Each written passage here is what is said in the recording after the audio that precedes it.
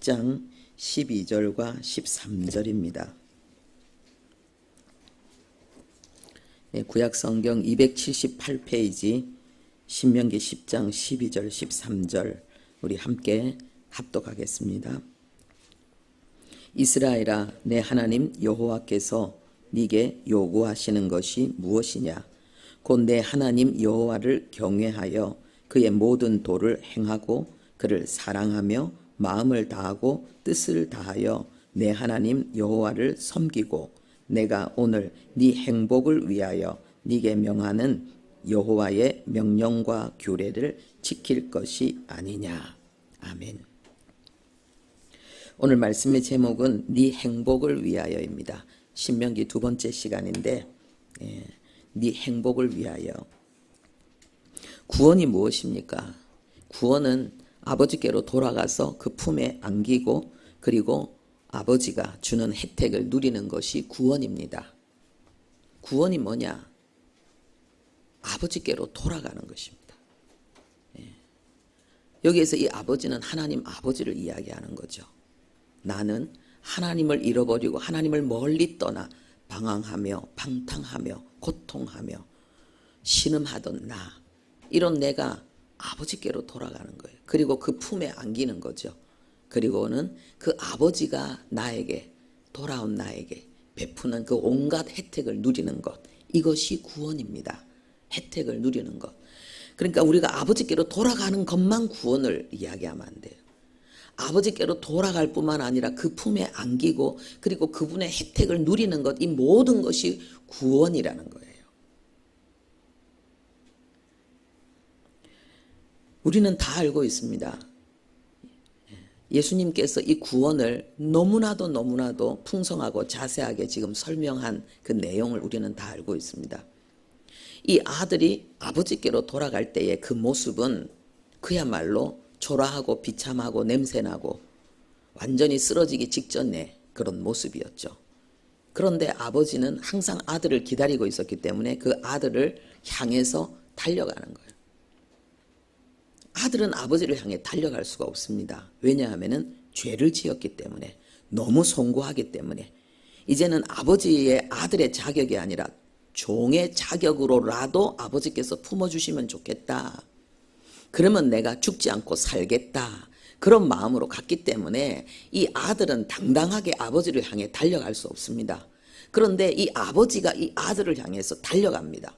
그리고 끌어안습니다. 그리고 뽀뽀를 하고, 그리고는 이 아들에게 이야기합니다.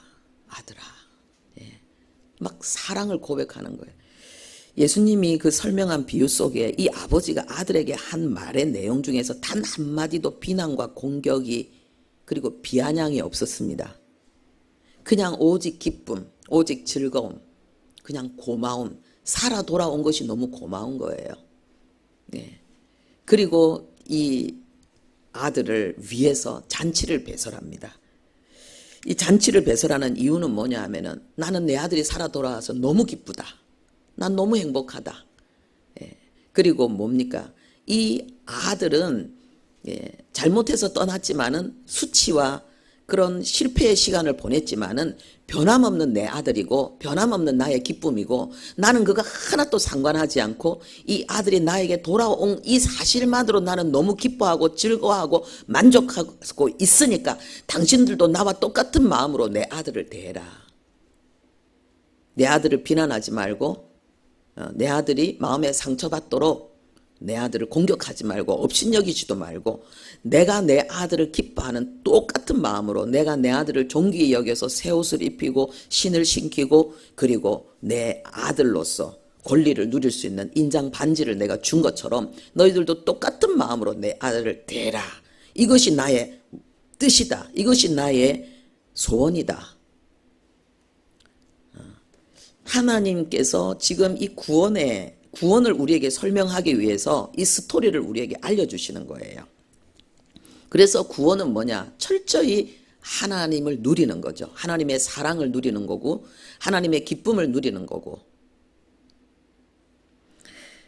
그런데 만약에 이 아들이 이 아버지 품에 살기 위해서 아버지께로 돌아왔지만은 아버지가 자기에게 막 달려와서 자기를 끌어안을 때 이 아들이 그 아버지의 품을 자기도 온몸으로 온 마음으로 팍 안겨야 되잖아요.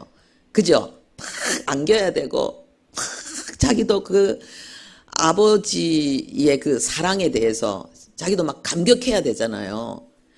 그런데 만약에 그렇게 하지 못하는 경우도 있다는 걸 우리는 생각해야 되겠습니다.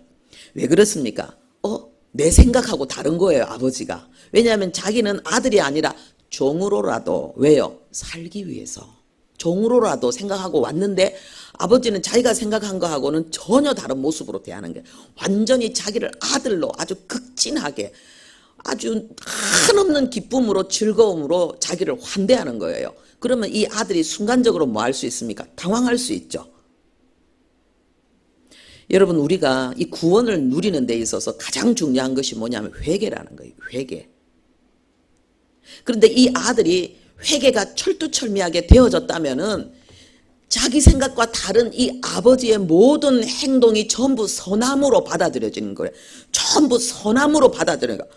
와, 아버지는 정말 대단하구나. 내가 생각한 것보다 아버지의 사랑은 더 컸구나.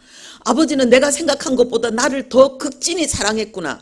나를 향한 아버지의 그 사랑의 깊이와 넓이와 높이는 내가 상상할 수 없는 것이구나. 역시 내 생각이 짧았어. 역시 내가 틀렸어. 나는 왜 항상 아버지를 이렇게 잘 모를까? 정말 아버지는 내가 상상할 수 없는, 내가 꿈꿀 수 있는 아주 높은 차원의 정말 멋진 사랑을, 그리고 멋진 그 품격을 가지고 계신 분이구나. 근본 이렇게 아주 깊은 회개를 한 심령은 자기 생각과 다른 아버지의 반응에 대해서 이렇게 선하게만 반응하는 거예요. 선하게만 반응하는 거예요. 그런데 이 회개가 온전하지 못했을 때는 어떤 반응이 일어나느냐 하면은요, 이게 무슨 일이지? 아버지가 왜 이러지? 좀 이상하네. 정신이 나갔나? 내가 무슨 짓을 하고 돌아왔는데?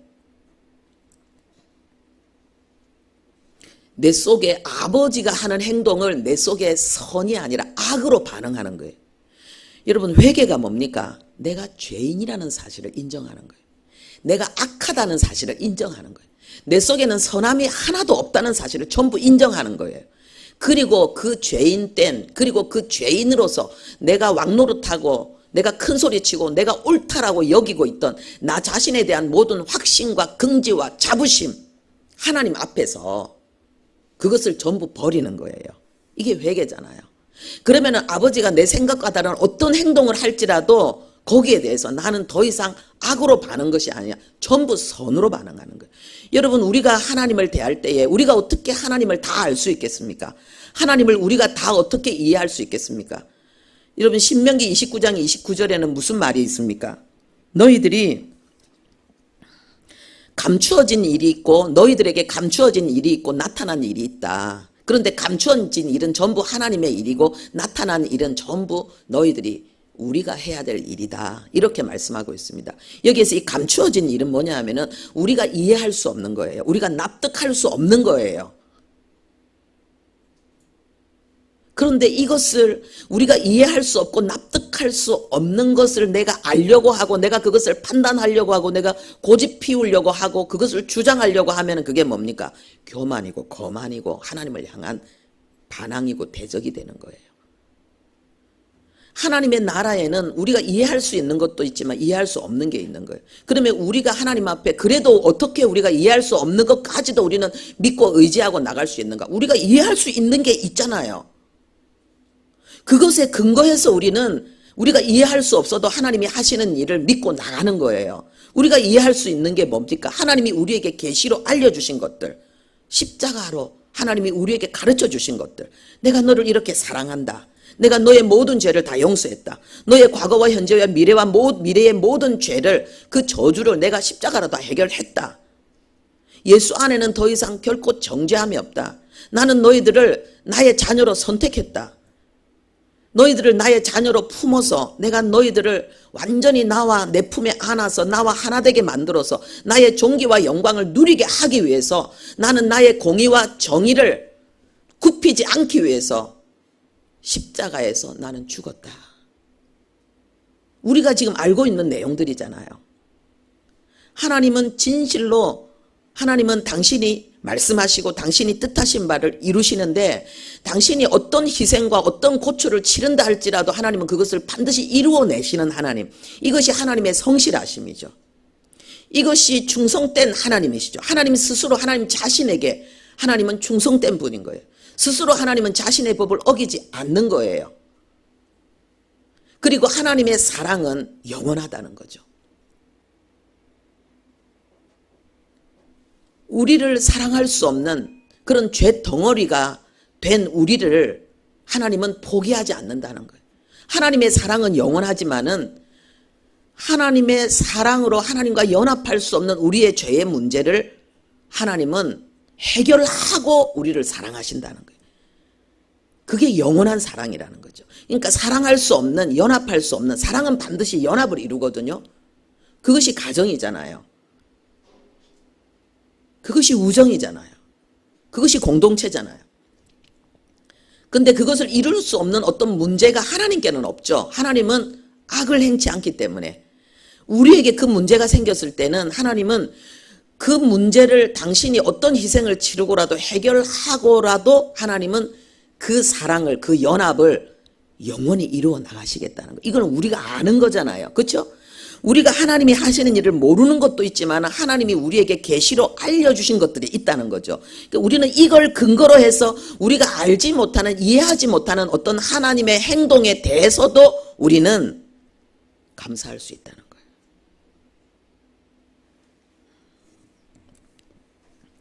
그런데 회개한 심령에서는 이게 이루어지는데요.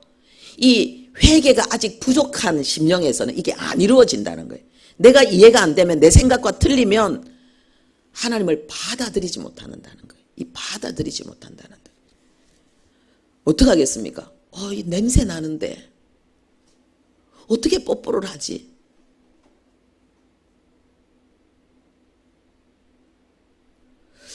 나를 위해서 잔치를 배설한다고. 나 창피한데. 나 사람들 얼굴 보고 싶지 않은데. 왜 굳이 잔치를 하려고 하는 거지?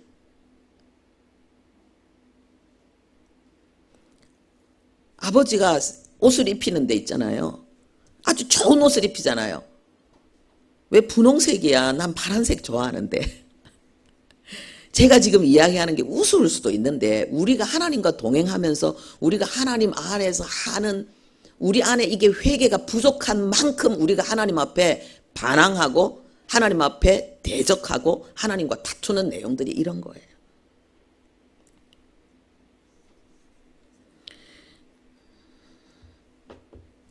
그래서 우리가 하나님의 품에 안겨서 하나님의 혜택을 누리는 데 있어서 필요한 것은 회개한 심령인데, 이 회개한 심령은 내가 주인 된 그런 마음을 버리고 하나님이 철저히 나의 주인이 되어서 하나님이 나를 이끌어 가시는데 무조건적으로 절대적으로 순종하는 그 길을 걸어가는 마음이 계속적인 회개의 마음인 거예요.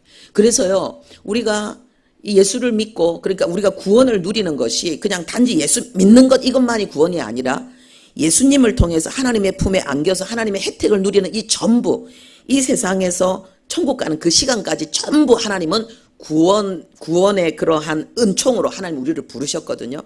그래서 우리에게 필요한 것은 계속적인 회개라는 거예요. 계속적인 회개가 뭐냐 하면 계속 내 생각을 내려놓는 거예요. 계속 내 주장을 내려놓는 거예요. 계속 내 고집을 내려놓는 거예요. 왜냐하면 하나님이 우리에게 행하시는 모든 새 일은 내 생각과 다른 거거든요. 그래서 이사야 43장 거기 보면은요, 15절에 보면은 나는 여호와, 나는 이스라엘의 창조자, 나는 너희의 왕이다. 하나님 그렇게 말씀하십니다. 그러면서 나는 너희를 위해서 새 일을 행하겠다. 너희들을 이가 날카로운 새 타작기로 만들겠다. 너희들이 산을 가루로 만들고 너희들이 작은 산들을 겨와 같이 흩어버리게 만들겠다. 내가 광야의 물을 사막의 길을 내어서 내가 짐승들까지도 나를 찬송하게 할 것이다. 내 백성, 내가 택한 자를 돌보는 그 모습을 통해서 하나님을 알지 못하는 모든 자들도 하나님을 인정하고 하나님을 찬송하게 만들겠다라고 하나님 말씀하고 있습니다. 여기에서 이 하나님께서 이 구원을 통해서 하나님께서 행하시는 역사를 지금 설명하고 있는 거죠. 이스라엘 백성들이 이 범죄하고 그로 인해서 하나님 앞에 징계를 받는, 그들이 하나님의 약속의 땅에서 완전히 뽑혀서 이방 가운데 완전히 버려진 자가 되고, 그러나 그들이 그 속에서 회개하고 하나님 앞에 돌아와서 하나님 앞에 받을 새로운 은총의 역사를 통해서 세상이 하나님을 인정할 것을 지금 이사야 선지자를 통해서 하나님이 예언으로 말씀하시는 거예요. 여기에서 중요한 게 뭐냐면은 내가 이스라엘의 창조자다 이렇게 이야기하고 있습니다. 그러니까 구약시대에도 구약시대 선지자들을 통해서도 하나님은 이미 이스라엘, 하나님의 구원, 하나님의 택한 백성들이 구원이라는 이 창조 사역을 통해서 하나님께서 그들을 세운다는 것을 말씀하고 있는 것입니다. 여러분, 이스라엘이 민족으로 형성되어질 거잖아요. 그렇죠? 아브라함으로부터 시작해서 거대한 민족으로 형성되어지고 만들어진 거잖아요. 그런데 하나님은 이것을 뭐라고 말씀하십니까? 내가 이스라엘을 창조했다라고 말씀하시는 거예요.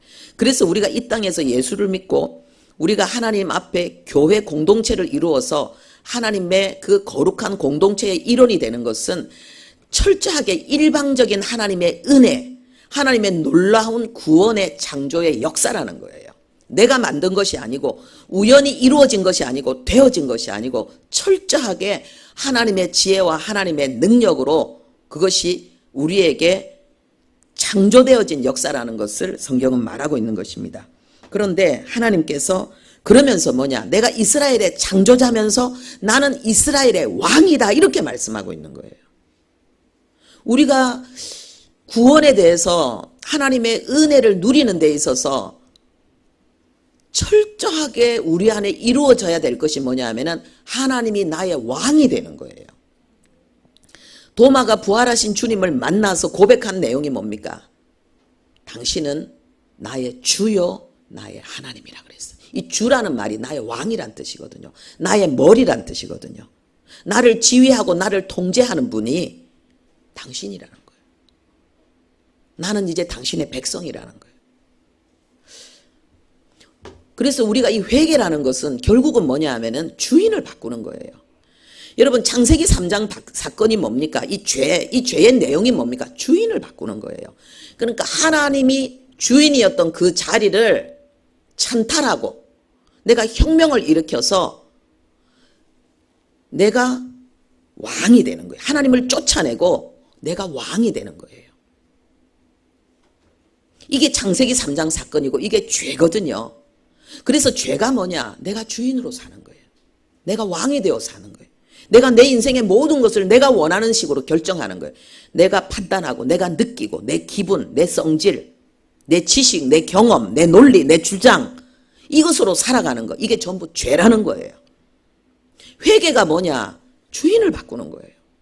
내가 주인이 아니라 하나님이 주인이 된다는 거예요.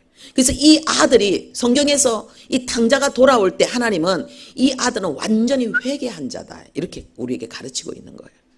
그래서 자기 생각과 다른 아버지의 반응, 자기 생각과 다른 아버지의 대우에 대해서 이 아들의 태도에 대해서는 더 이상 말씀하고 있지 않습니다.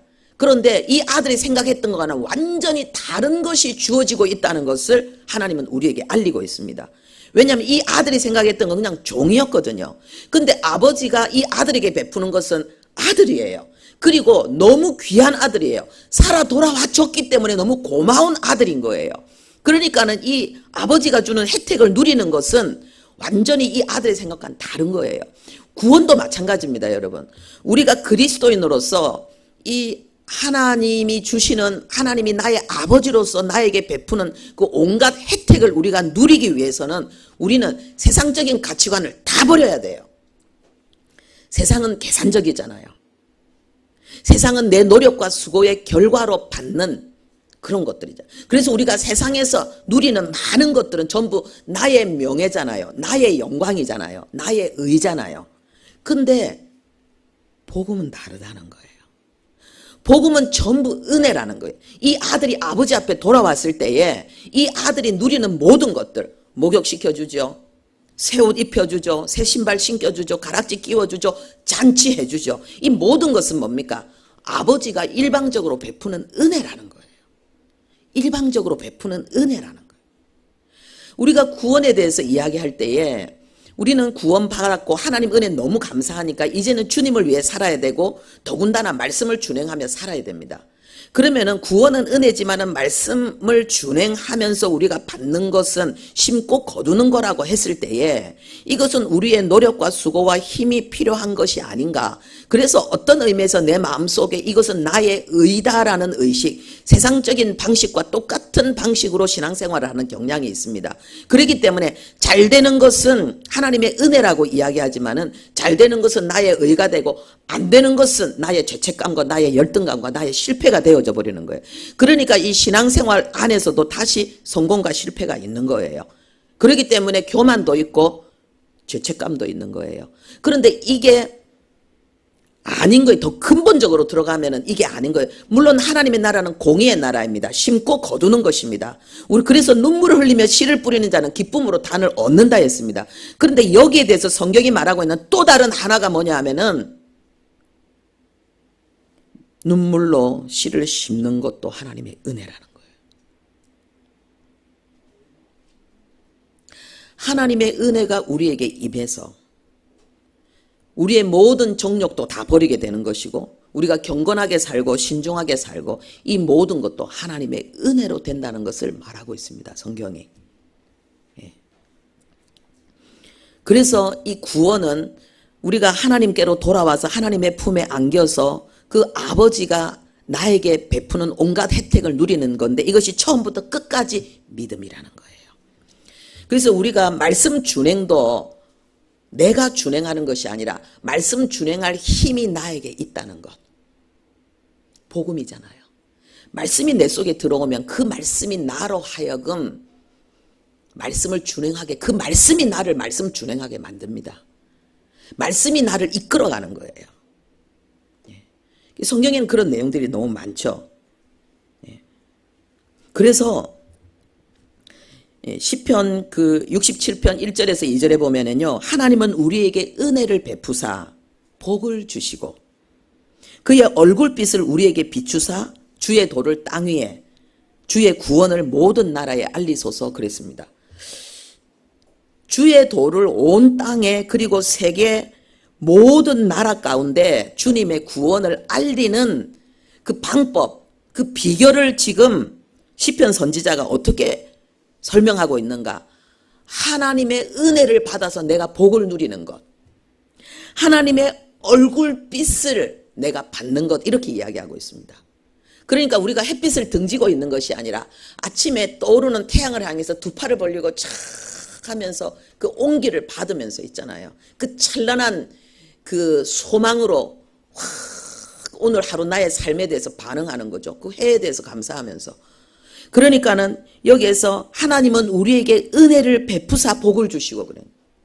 얼굴빛을 비추사, 이 얼굴빛을 비추는 것은 바로 하나님의 은총, 하나님의 은혜를 나에게 베푸는 것을 똑같이 설명하고 있는 거예요. 나를 향한 사랑, 친절, 하나님이 나에게 아주 특별하게 주시는 온갖 좋은 혜택들, 이것이 바로 나에게 쏟아부어지는 하나님의 그 얼굴의 그 사랑의 빛이죠. 온 마음으로, 온 몸으로 하나님이 나를 사랑하신 그 사랑이 하나님의 얼굴을 통해서 쫙 쏟아져 부어지는 거예요. 내가 이 복을 누리고 내가 이 행복을 누림으로 말미암아서 내가 온 땅에 하나님의 도를 전하고 온 세계 모든 나라에 하나님의 구원을 전하는 것입니다. 할렐루야. 그래서 복음은 쉽고 복음은 간단하고 복음은 행복한 거예요. 이 탕자처럼 이 두 팔을 벌리고 하나님을 향해서 아파, 나는 종으로 살려고 했는데 아빠가 나에게 달려와서 나를 끌어안고 뽀뽀하고 다른 사람들은 냄새 난다고, 더럽다고, 피하고, 손가락질하고, 저리 가라 하고, 돌 던지고, 막 그냥 입을 삐죽거리고 막 눈을 흘기고 그랬는데, 실제로 그게 내 모습인데, 그 못난 모습이 나에게 있는데, 실제로 나는 냄새도 나고, 나는 너덜하고, 나는 못났고, 나는 누추하고, 실제로 이게 내 모습인데, 그래서 세상은 그래서 나를 향해서 손가락질하고 나를 외면하는데, 아버지는 와서 나를 끌어안는다는 거예요. 그리고 냄새나는 더러운 나를 막 뽀뽀한다는 거예요. 얼굴을 부비고, 정말 이 갈비뼈가 으스러지도록 끌어안고 막, 허리가 휘청하도록 하나님이 나를 끌어안고 숨이 막힐 정도로 나를 하나님의 품에 안고 하나님의 얼굴을 비비는 거예요.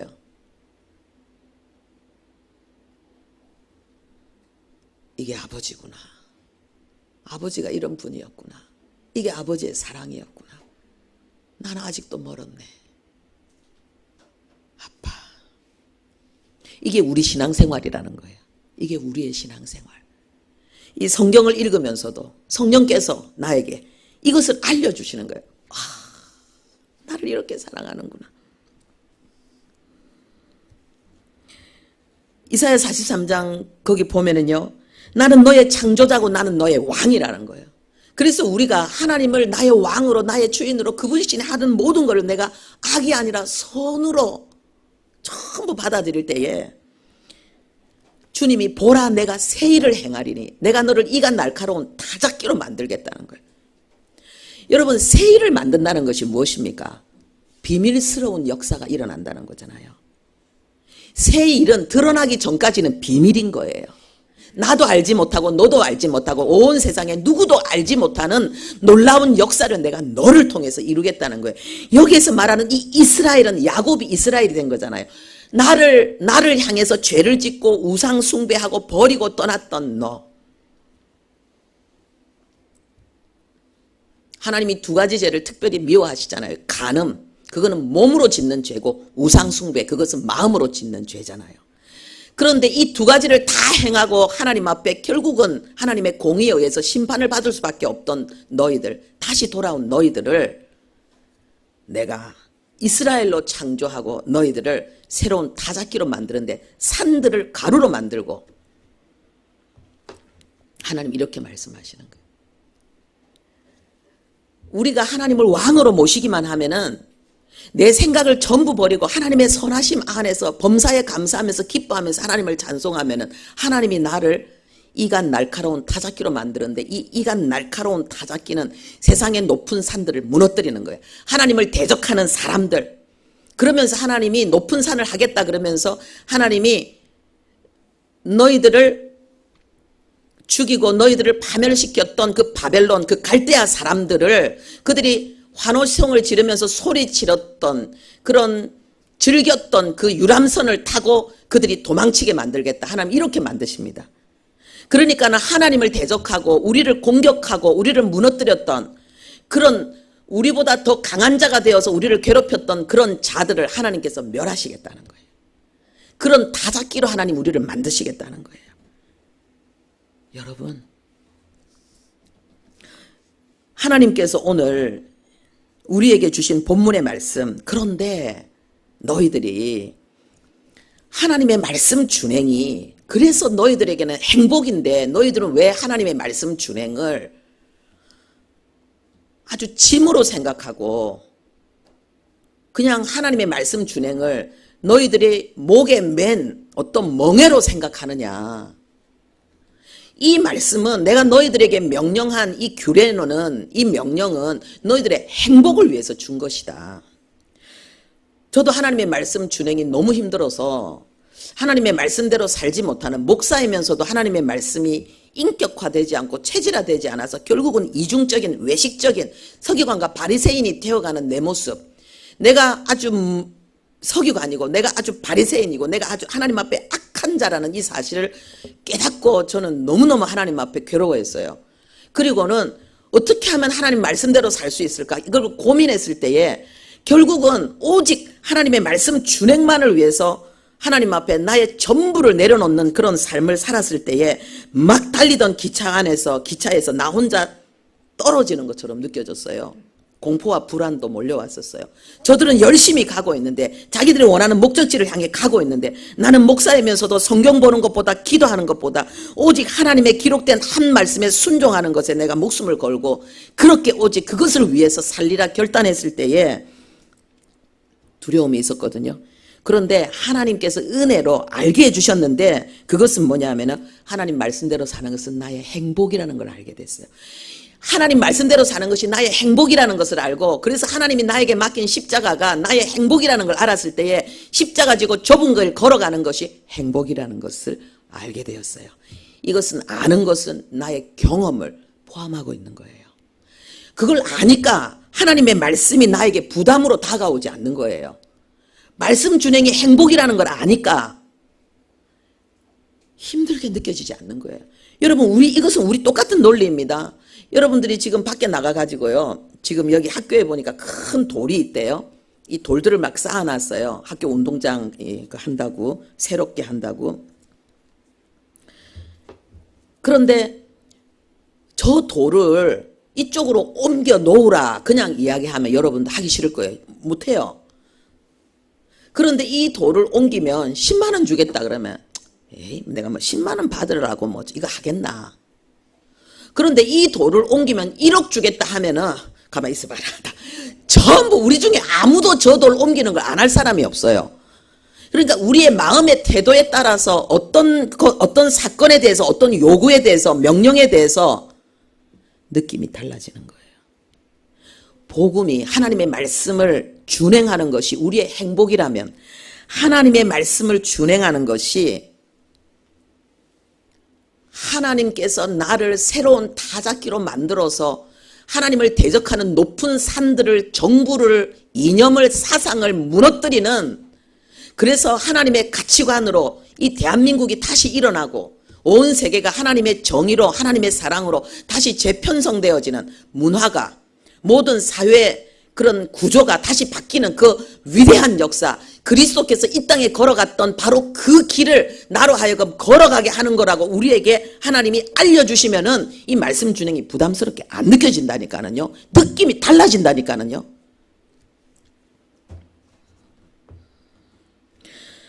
우리가 정말 우리 안에 있는 우리의 생각이 굉장히 단순하거든요. 이거를 알고 이 성경 속에서 하나님이 약속한 이 은혜들을 다 누릴 수 있기를 바랍니다. 네. 기도하겠습니다. 네. 헌금을 위해서, 그리고 치유를 위해서도 함께 기도하겠습니다. 하나님 아버지, 하나님은 우리에게 완전한 복음을, 구원을 주셨습니다. 하나님의 품에 안길 뿐만 아니라 상상할 수 없는 그 사랑과 기쁨 안에서 하나님이 주신 혜택을 누리는 것이 구원이라고 주님 말씀하십니다. 아버지, 이 사실을 우리가 완전히 믿게 하시고, 나와 함께 계신 하나님, 내가 있는 곳에 하나님이 계실 때에 이제 우리가 하나님의 눈으로, 하나님의 마음으로 나 자신을 보고 세상을 보고 사건을, 사람을 보게 해 주옵소서. 하나님이 우리에게 말씀하신 이 법, 이 진리의 지식으로 다시 나 자신을 재인식하고 나의 삶과 또 우리에게 주어진 이 모든 상황을 아버지 재해석할 수 있게 해 주옵소서. 그래서 성경이 가르치는 하나님의 증인의 길, 하나님의 은총을, 하나님의 영광을 나타내는 그 길이 우리의 길이 되게 해 주옵소서.